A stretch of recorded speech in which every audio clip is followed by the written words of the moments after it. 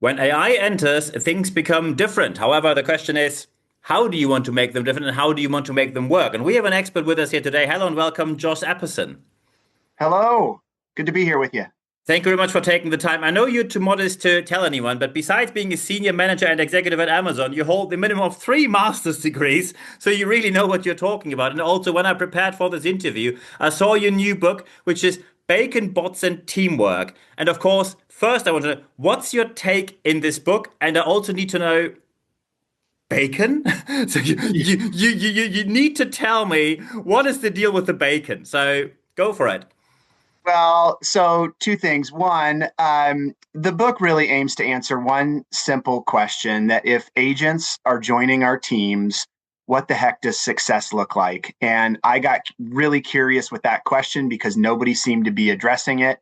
And so the whole concept of human AI collaboration is what this book goes after. Excellent. Bacon, bacon is what happened that really spawned this book, which was I was in a rush one morning trying to get my kids out the door, cooking breakfast, and I didn't have enough time. I didn't have enough time to do what was required of me that day at work to prep for it, and I didn't have enough time to pack and prep my kids' lunches. So I Mm. launched an agent in the background, which created a parallel workflow, and then I went and cooked some bacon.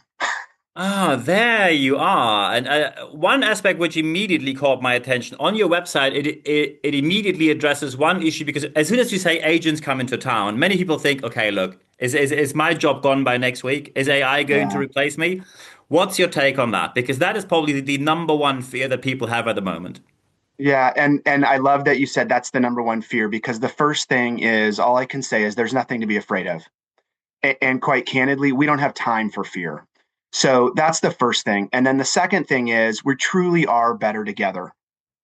Third, identity matters. And what we need to do is we need to get regrounded in what makes humans uniquely special Hmm. because it's only once we understand our identity, what sets us apart, our embodied lived experience, our judgment, our consciousness, our volition, these sorts of things that AI cannot do, nor will it, that we really need to clarify and lean into so that we can clarify some workflows to say, hey, this is what AI agents are great at. This is what humans are great at. And by the way, what we're great at is not necessarily higher production, faster cycles, more complex data revs.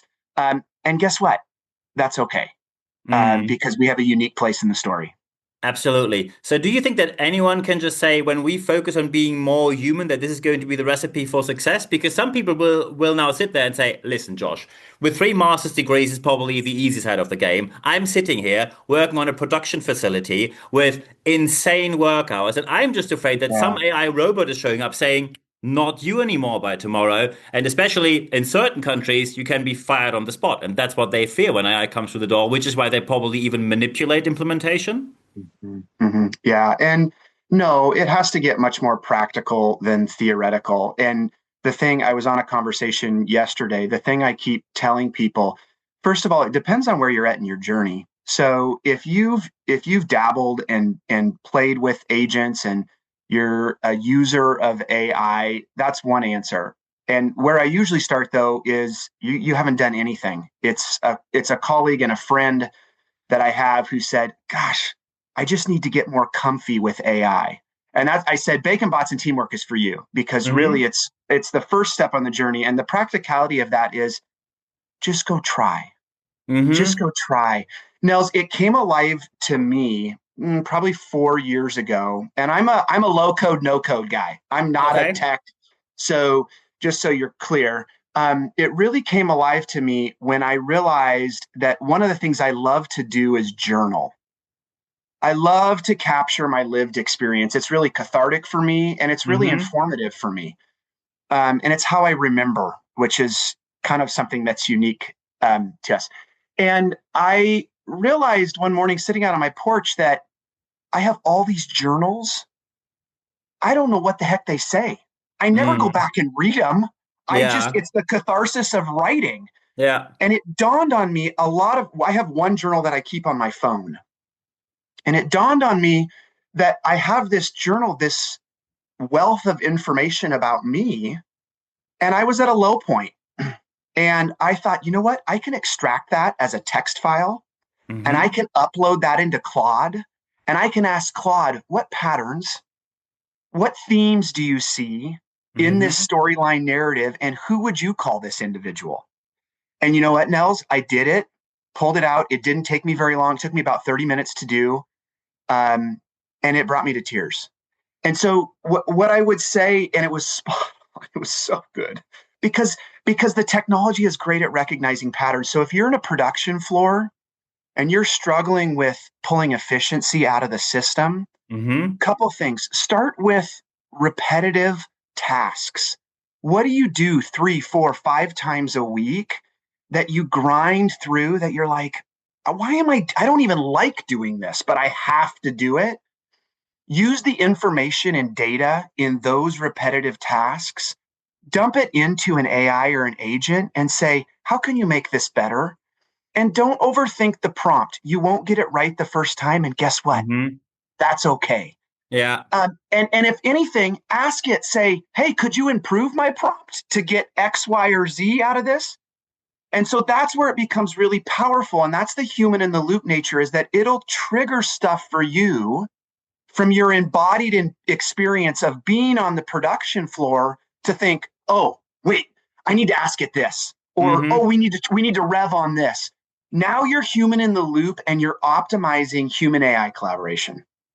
Excellent. I mean, this book, what I mean, I read your book, obviously. It is grounded in real implementation. It focuses on the human side. It's an actionable framework, which is important. What do you tell people who say, look, Josh, I am just not genuinely into tech. There are people who like love smartphones and have Excel at Yeah. home, and what they do is Yeah. they do a Word file for the evening fun. I am just not really prone to get into technology. What do you tell these people? How should they deal with AI? Because for them, it's even more horrifying because they don't really know what they're dealing with because they have no contact with that outside working hours, probably, where they Yeah. most likely only ask Copilot when it's the opening time for the next restaurant next to my office. Yeah. Yeah. Yeah. The thing that I usually say, two things. One, make it personal. Like everybody cares about something. Hmm. And this technology is capable of playing across any domain. So make it personal and start with something that you care about. Two, that I usually go into is I can imagine there's things that you don't like doing in your life. Hmm. Start with those things Yeah. and play around and see if you can make some progress and you can get technology working on your behalf in things you don't like. My first agent expenses report. I am free. I am free ever since.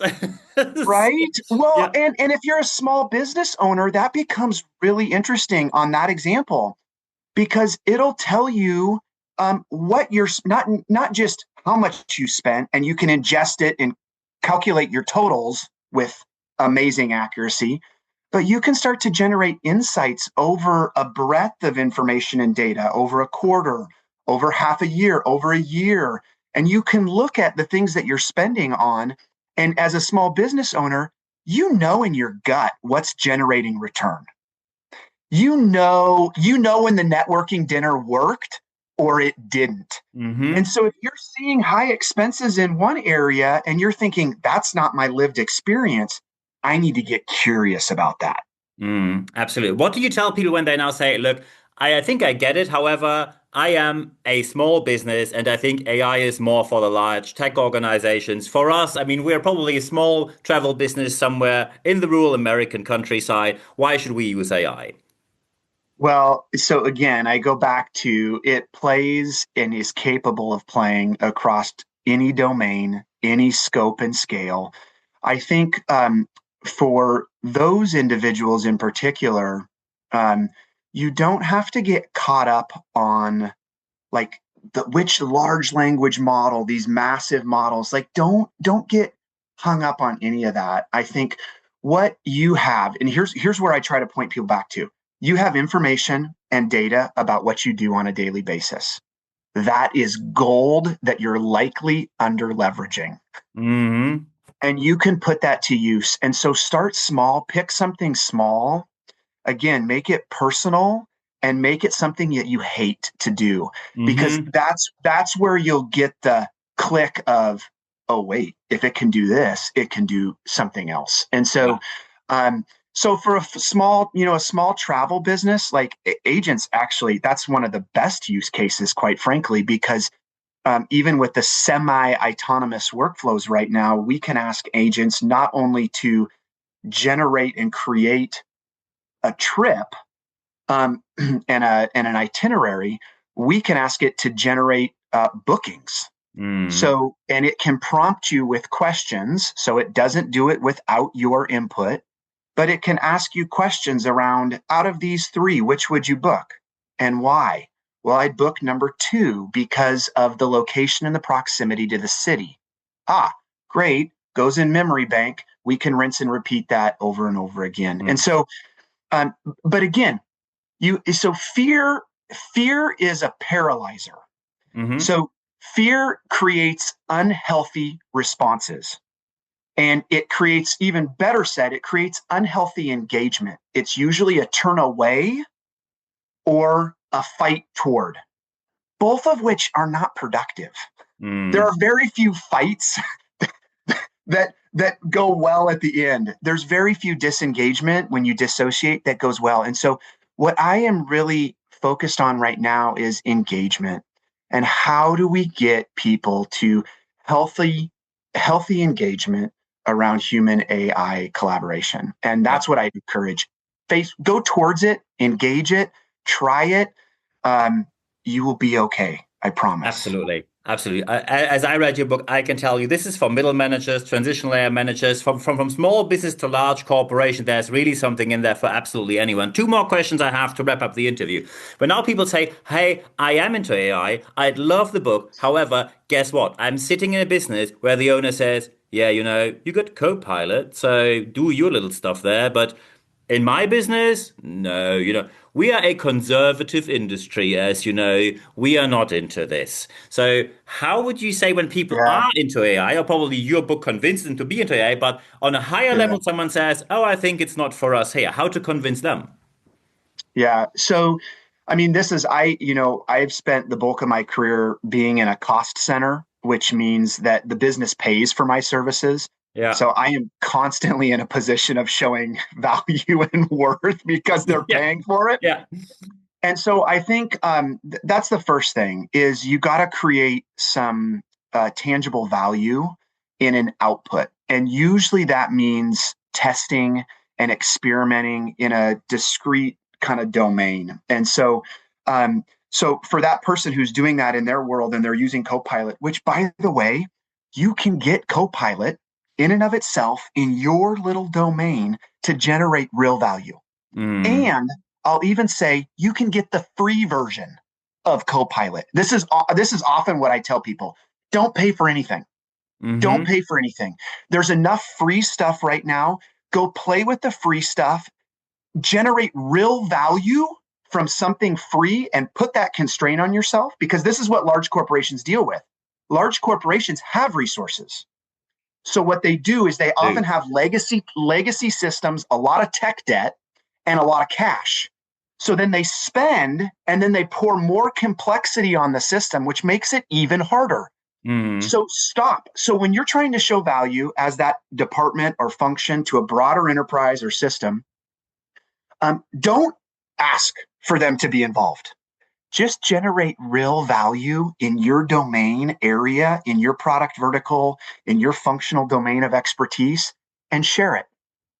Share it with a Yeah. stakeholder and say, what do you think? And guess what? I did this for free on my Yeah. own. Yeah. And you get a few revs of that. It's your own pilot sort of program. Mm. That's where it starts to get sticky. And so one of the things I write, I have an infographic that shows the three journeys that you have to navigate. So there's the translation layer of the individual that's navigating from tactical to strategic, which is more the middle manager. You have the owner operator, that is going from all roads lead to me to I'm orchestrating a network that leads to success. And then you have the legacy corporate leader, which is who you're talking about. And one of the metrics of success that I put in the infographic for them is that in a year, I have 10 stories where I've created pull from other parts of the business to generate value in a similar way that I did in my little domain with this technology. So Brilliant. One last question to wrap up the interview. When now people say, "Hey, I think Josh is really helpful," not only his book, but he himself is very helpful. How can people get in touch with you? yeah. So you can first baconbotsandteamwork.com is where you can find this information, and there's lots of resources there linked if you want to go deeper on topics. You can find me on LinkedIn. It's the / Josh Epperson. And then you can find me on my email, Joshua, JOSHUAEPPERSON @gmail.com. I think these are the perfect final words. Josh Epperson, thank you very much for your time. Thanks, Niels. Appreciate it.